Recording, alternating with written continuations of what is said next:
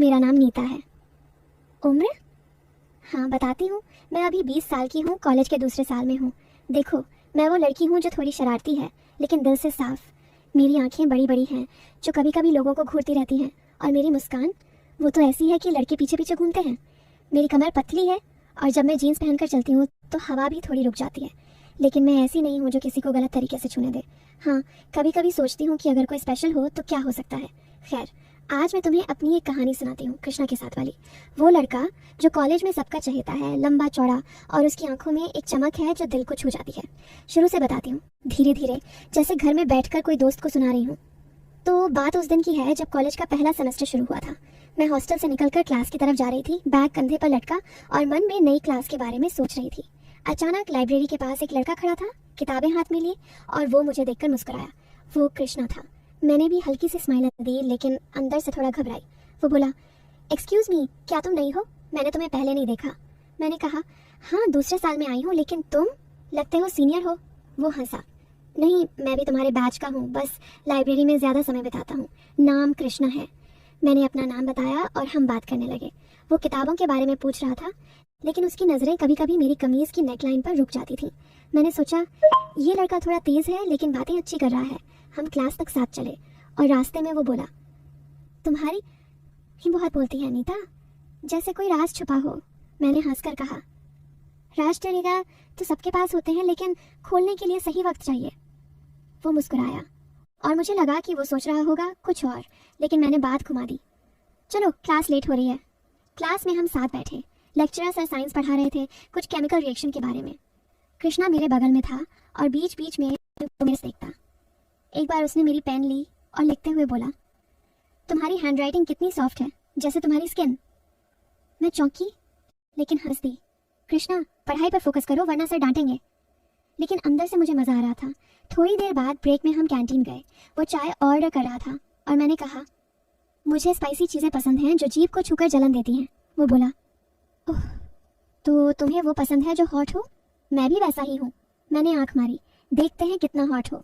लेकिन हम सिर्फ चाय पीते रहे और बातें कॉलेज की हो गईं। वो बताने लगा कि वो गांव से है, घर में माँ बाप किसान हैं और वो पढ़ाई के लिए शहर आया है। मैंने भी अपनी फैमिली के बारे में बताया कि मैं छोटे शहर से हूँ, पापा सरकारी जॉब में हैं।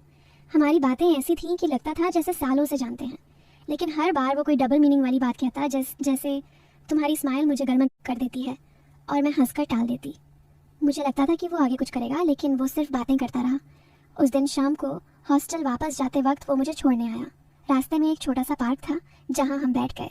वो बोला, नीता, तुम्हें देखकर लगता है कि तुम्हें बहुत एनर्जी है, जैसे कोई फायर है अंदर। मैंने कहा, हाँ, लेकिन वो फायर सिर्फ सही चिंगारी से जलता है। वो करीब आया, लेकिन मैंने बात बदल दी।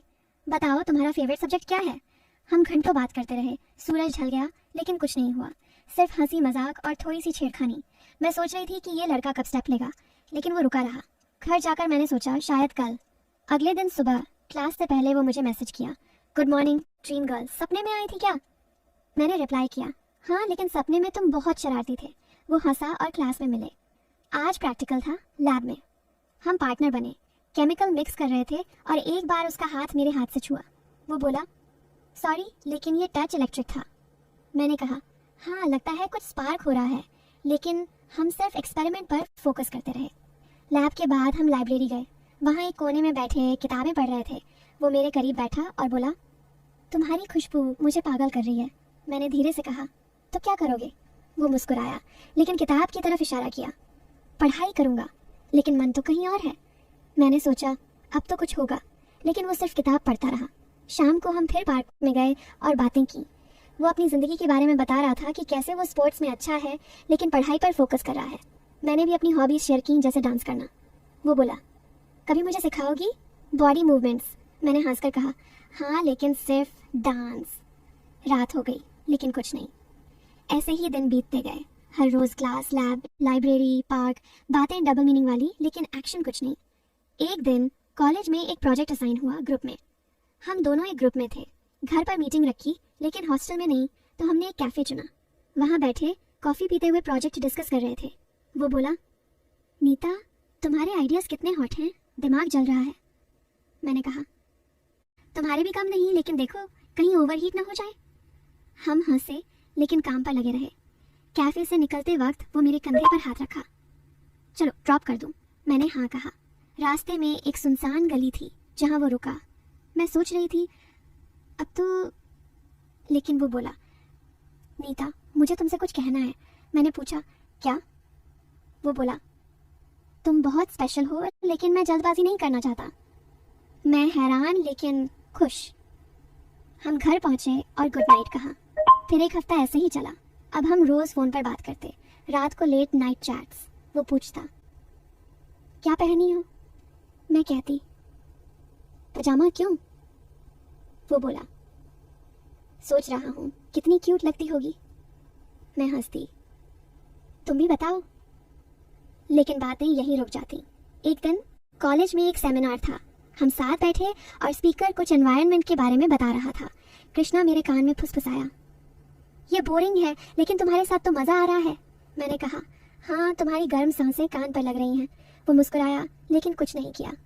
सेमिनार के बाद हम बाहर निकले और वो बोला चलो कहीं घूमने चले। मैंने कहा कहाँ? वो बोला एक पुरानी किताबों की दुकान है वहाँ। हम गए। वहाँ पुरानी किताबें देख रहे थे। एक किताब में कुछ रोमांटिक स्टोरी थी। वो पढ़ने लगा। देखो हीरो हीरोइन को कैसे छूता है। मैंने कहा हाँ लेकिन रियल लाइफ में वैसा नहीं होता। वो बोला क्यों नहीं, ट्राई करके देखें। मैं सोच रही थी अब, लेकिन वो हंसकर किताब रख दी। मजाक कर रहा हूँ। धीरे धीरे हमारी दोस्ती गहरी हो रही थी। अब मैं उसे अपने दिल की बातें बताती, जैसे घर की प्रॉब्लम्स और वो अपनी। लेकिन हर बार वो थोड़ा करीब आता फिर पीछे हट जाता। एक दिन कॉलेज में एक डिबेट था। हम अपोजिट साइड्स में थे। टॉपिक था love at first sight real है या नहीं। मैंने कहा नहीं, लव टाइम लेता है, धीरे धीरे बनता है। वो बोला हाँ लेकिन पहली नज़र में अट्रैक्शन तो होता है जो बॉडी को हिला देता है। सब हंसे लेकिन मैंने काउंटर किया, अट्रैक्शन फिजिकल हो सकता है लेकिन लव सोल से आता है। डिबेट जीत गई मैं। और बाद में वो बोला तुम जीती लेकिन मेरे दिल में तुम पहले से जीत चुकी हो। मैंने कहा कृष्णा तुम भी मेरे लिए स्पेशल हो। अब महीना बीत चुका था। हम रोज़ मिलते लेकिन कुछ फिजिकल नहीं, थोड़ी छेड़खानी, डबल मीनिंग, लेकिन बस। एक दिन मैंने उसे बताया कि मुझे एक प्रोजेक्ट में हेल्प चाहिए कंप्यूटर पर। वो बोला मेरे रूम पर आओ, वहाँ सिखाऊंगा। मैं सोच रही थी रूम पर अकेले, शायद। अब मैं गई। उसका रूम साफ सुथरा था, पोस्टर्स लगे थे। हम कंप्यूटर पर बैठे, वो सिखा रहा था। उसका हाथ मेरे हाथ पर रखा। देखो ऐसे क्लिक करो। मैंने कहा तुम्हारा टच कितना सॉफ्ट है। वो बोला हाँ लेकिन अगर चाहो तो हार्ड भी हो सकता है। मैं हंसी लेकिन वो सिर्फ सिखाता रहा। घंटों बीत गए लेकिन कुछ नहीं। रात को वो मुझे छोड़ने आया और बोला नीता मैं तुम्हें बहुत पसंद करता हूँ लेकिन रिस्पेक्ट करता हूँ। ऐसे ही चलता रहा। अब मैं खुद सोचने लगी कि क्या वो सच में इंटरेस्टेड है या सिर्फ फ्लर्ट, लेकिन उसकी आंखों में कुछ था। एक दिन कॉलेज में एक कल्चरल इवेंट था। हम दोनों परफॉर्म करने वाले थे। एक प्ले में रोल था लवर का। रिहर्सल में वो मुझे हक करने वाला सीन था। वो करीब आया लेकिन स्टेज पर। मैं सोच रही थी अब तो, लेकिन वो सिर्फ एक्टिंग। इवेंट के बाद पार्टी थी। हम डांस कर रहे थे बॉडी क्लोज, लेकिन कुछ नहीं। वो बोला तुम्हारी बॉडी कितनी फ्लेक्सिबल है। मैंने कहा हाँ लेकिन सिर्फ डांस के लिए। फिर एक ट्विस्ट आया। एक दिन मैं बीमार पड़ गई लेकिन क्लिच नहीं, बस थोड़ी थकान। वो आया मेरे हॉस्टल के बाहर, दवाई लाया लेकिन अंदर नहीं आया। बोला नीता मैं तुम्हारे लिए कुछ स्पेशल प्लान कर रहा हूँ। मैं पूछी क्या? वो बोला सरप्राइज। और वो सरप्राइज महीने के आखिर में वो मुझे एक छोटे से गार्डन में ले गया जहाँ फूल लगाए थे। वहाँ एक बेंच पर बैठे और वो बोला नीता मैं तुमसे प्यार करता हूँ लेकिन ये प्यार फिजिकल नहीं, सोल का है। मैंने कभी कुछ गलत नहीं सोचा, बस तुम्हें टेस्ट कर रहा था कि क्या तुम भी वैसी हो। मैं चौंकी। वो बोला मैंने डबल मीनिंग बातें की, करीब आया लेकिन देखा कि तुम रुकी रही, तुम सच्ची हो। मैंने कहा कृष्णा मैं भी तुमसे प्यार करती हूँ। और हमने हाथ पकड़ा लेकिन बस। लेकिन ट्विस्ट ये था, वो बताने लगा कि वो एक एनजीओ चलाता है जहाँ लड़कियों को सेल्फ डिफेंस सिखाता है।